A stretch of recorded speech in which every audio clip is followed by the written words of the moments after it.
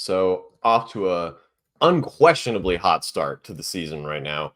Up until LaMelo his struggles had subsided a couple days ago, Gordon Hayward was the best player on this team. I said it in our last podcast. He's still performing very well. He's probably been the second best player to LaMelo over the last week or so. I mean, through 9 games so far, his season averages for the 23-24 season in assists, steals, and blocks would all be career highs on an entire season.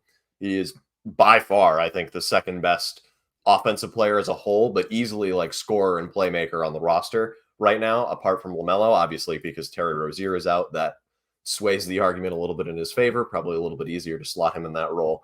But he is like one of the only lifelines for Steve Clifford when LaMelo sits or gives the ball up right now. One of the only players that can get to their spot consistently and is a relatively efficient shooter from all 3 levels of the floor and is like willing to take shots, but is equally willing to create them for their teammates and isn't scared to like take risks and make creative plays or something like that.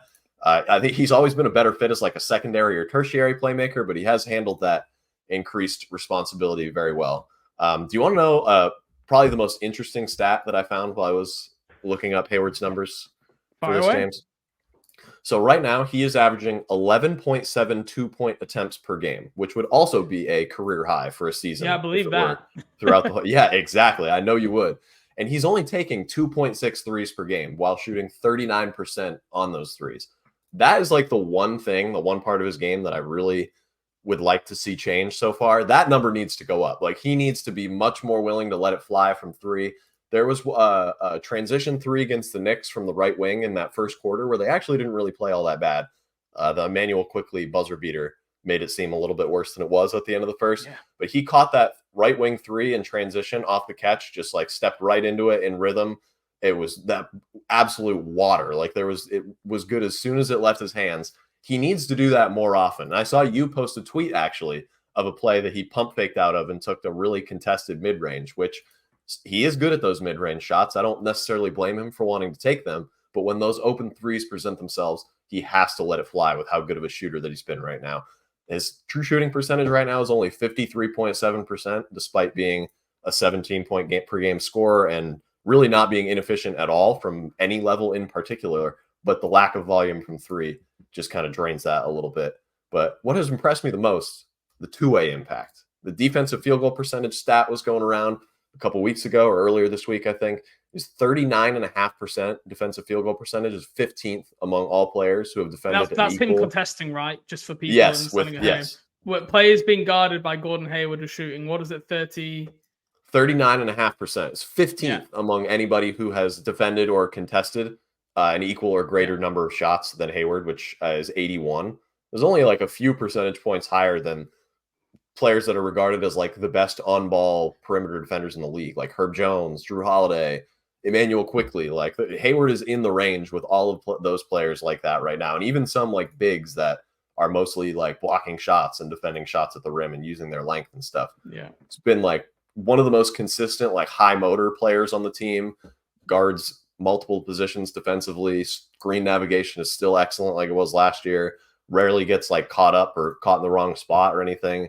Generating the stocks at a high rate as well, at a career high rate with blocks and steals. Very positive start to the year from Gordon Hayward for me.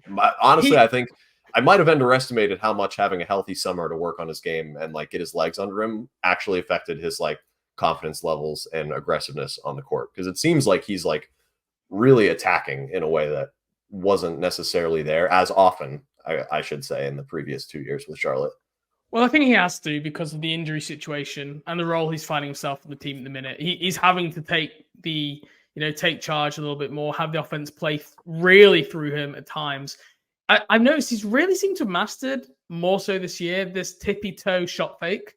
Like I don't know, we need to come up with a name for this. Where he keeps that 1 foot on the ground, but his entire body is going up.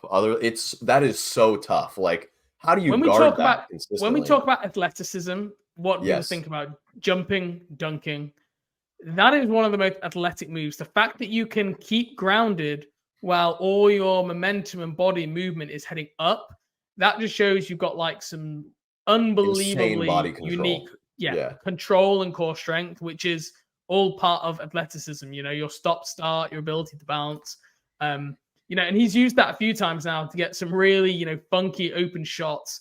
So again, you do like to see that, but he used one of those exact fakes on that clip that I posted where he just had a wide open three and then he used the fake into the three to get to the mid range. I sometimes think it's because the coach is preaching paint touches and he doesn't want to take a three if the ball hasn't touched the paint. But equally, if it's wide open and you're a good enough shooter as you are, and especially with the injuries they have at the minute and the level of play, the ball might not come back to him. If he drives and kicks, it might not always come back to him. So he has been good. I know you convinced me last week, right, on the episode. I was surprised that he was, when you said he'd been the best Hornets player, then by the end of your point, I kind of got convinced and turned back around that I was like, yeah, you're right.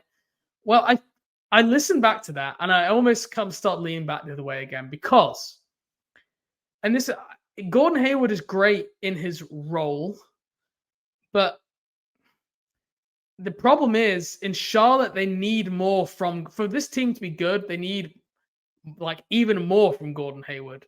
And this is where I just think the role on the team for what he is your max player, right?